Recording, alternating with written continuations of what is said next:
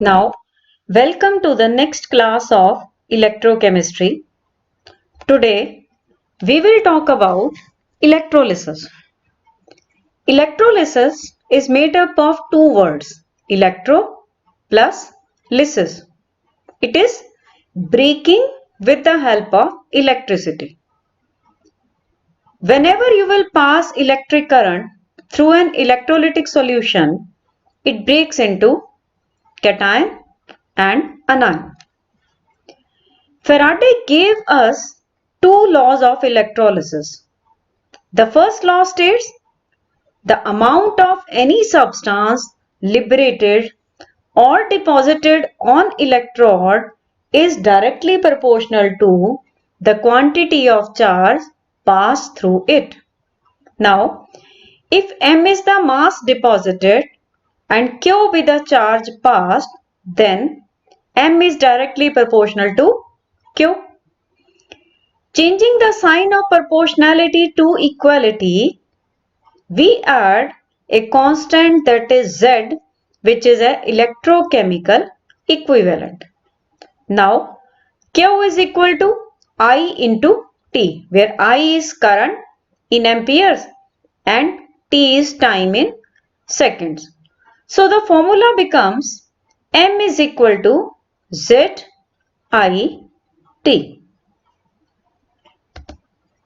Now, if I is 1 ampere, T is 1 second, then M will become equal to Z. So, electrochemical equivalent may be defined as the mass of the substance deposited or liberated by passage of 1 ampere of current for 1 second. Or we can say it is the amount of substance deposited or liberated by the passage of 1 coulomb of charge. The second law of electrolysis states when the same quantity of electricity is passed through a number of electrolytic solutions connected in series, then the masses of different substances liberated or deposited at electrodes are directly proportional to their equivalent masses. Means M is directly proportional to E, where E is the equivalent mass, or M is equal to K into E, where K is the constant of proportionality. In this diagram, you can see we have taken three electrolytic solutions, dilute H2SO4, copper sulfate and silver nitrate. These are connected in series and same quantity of current is passed through them. So according to the second law, mass of hydrogen deposited upon equivalent mass of hydrogen will be equal to mass of copper deposited upon equivalent mass of copper, which is also equal to mass of silver deposited upon equivalent mass of silver. Now about quantitative aspects of electrolysis. Let us consider the electrolysis of NaCl. It will break into sodium ions and chloride ions. Sodium ions, being positively charged, will move towards cathode. They will gain electron to change into sodium atom. This means 1 mole of electrons produce 1 mole of sodium. Similarly, if you write the equation for copper, copper ions will gain 2 electrons to change into copper. Here, 2 moles of electrons will produce 2 moles of copper. Now the charge carried by 1 mole of electrons can be calculated as charge of 1 electron multiplied by Avogadro's number. This will come to be equal to 96500 coulomb. This quantity of electricity is called 1 Faraday.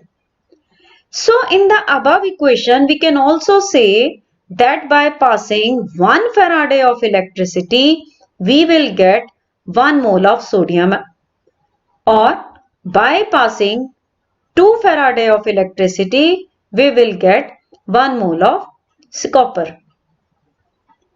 So we can generalize as if n electrons are involved in the electrode reaction, then passage of n Faradays of electricity will liberate 1 mole of a substance. Or we can say 1 farad of electricity deposits 1 gram equivalent of the substance.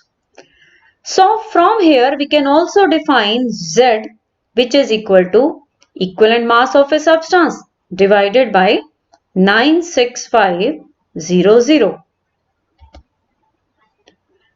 Now here are two numericals for you. If a current of 0.5 ampere flows through a metallic wire for 2 hours, then how many electrons would flow through the wire? You have to calculate Q first using the formula I into T. I 0.5 ampere given to you, T is also given to you. You have to convert it in seconds. Now we know 96500 is equivalent to 1 mole of electrons. So whatever Q, the value of Q comes, you can use it to calculate the number of electrons. Similarly, you have the second question. Here, one reaction is given to you. You are to calculate the quantity of electricity in coulombs needed to reduce 1 mole of Cr2O7 to negative. We have already studied that amount depends upon the number of electrons. So now you can solve this question also. Next topic is corrosion. Corrosion is the process of slowly eating away of the metal due to the attack of atmospheric gases on it. It results in the formation of oxides, sulfides, carbonates, sulfates, etc. Examples of corrosion includes tarnishing of silver, rusting of iron. Here we will talk about rusting of iron. You all have seen the surface of iron. It seems to be very smooth, but actually it contains ditches on it. The reaction takes place on the surface of this iron.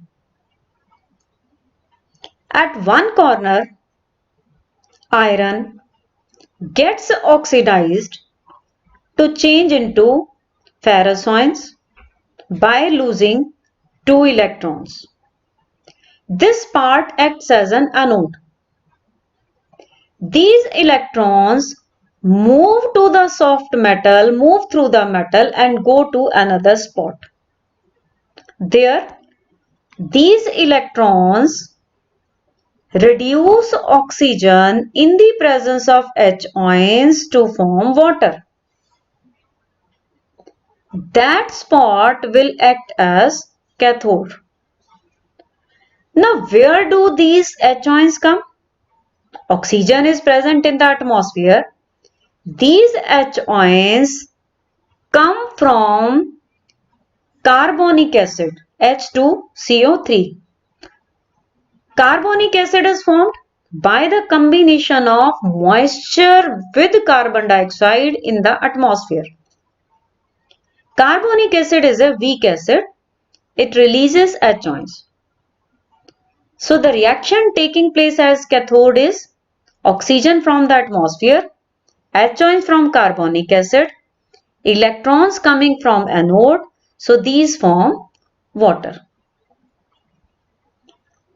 After these, ferrous ions combine with water molecules in the presence of atmospheric oxygen to form Fe2O3. Rust is Fe2O3 into XH2O. So this way rusting of iron takes place. Prevention of corrosion is very important because it causes enormous damage to buildings, bridges, ships and all other objects made up of metal, especially iron. The various methods used for the prevention of corrosion are: first is barrier protection. In barrier protection, metal surface is not allowed to come in contact with moisture, oxygen and carbon dioxide. This can be done by painting, oiling, greasing or coating with non-corroding metals such as chromium, aluminium, etc. Another method of prevention is sacrificial protection. Here, the iron surface is covered with a layer of metal which is more reactive than iron.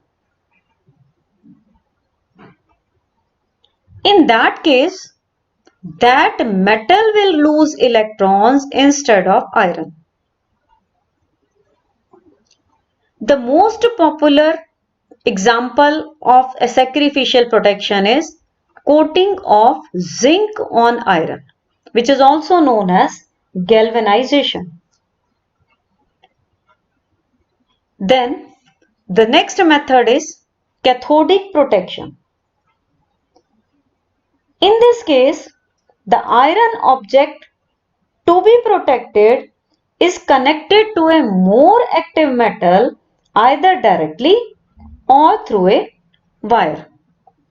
Here also the iron object will act as cathode and the protecting metal will act as anode. This method, cathodic protection, is used in protection of iron pipes buried in moist soil, canals, storage tanks, etc. Here iron pipes are connected by magnesium plates with the help of a wire. Magnesium will act as anode, whereas iron pipe acts as cathode, thereby protecting the iron from corrosion. So this is all for today. Thank you.